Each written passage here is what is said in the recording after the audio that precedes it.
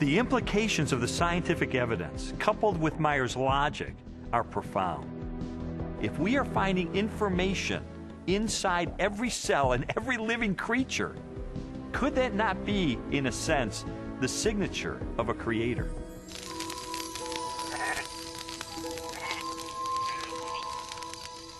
"30 centuries before science unlocked the mysteries of genetic information, or a telescope probed billions of light years into space, the Hebrew shepherd and poet David wrote eloquently of a creator who revealed his existence and power through all that he had made.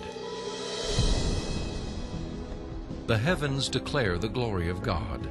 The skies proclaim the work of his hands. Day after day they pour forth speech. Night after night they proclaim knowledge. Their voice goes out into all the earth, their words to the end of the world." God himself is invisible. He is a spirit. And yet, one of the purposes he has for us is to find him so we can know him. And he's left behind a series of clues.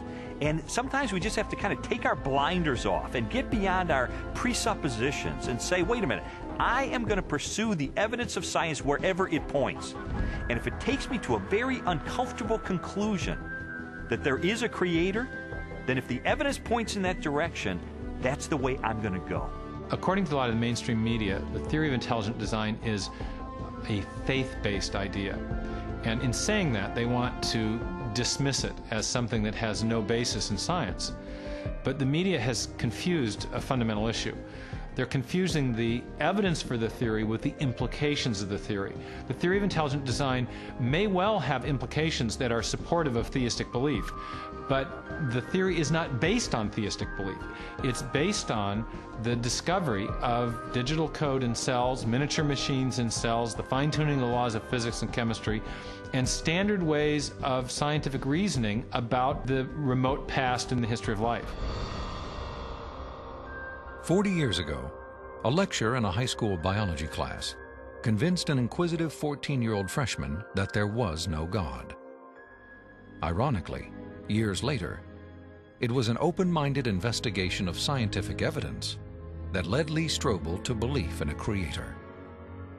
One of the most interesting things I've learned as I've gone on this journey of scientific discovery has been that you don't have to commit intellectual suicide to come to the conclusion that there is an intelligent designer. Because today, science is pointing more directly and more powerfully toward a creator than any other time in the history of the world. I was trained in journalism and law to respond to truth.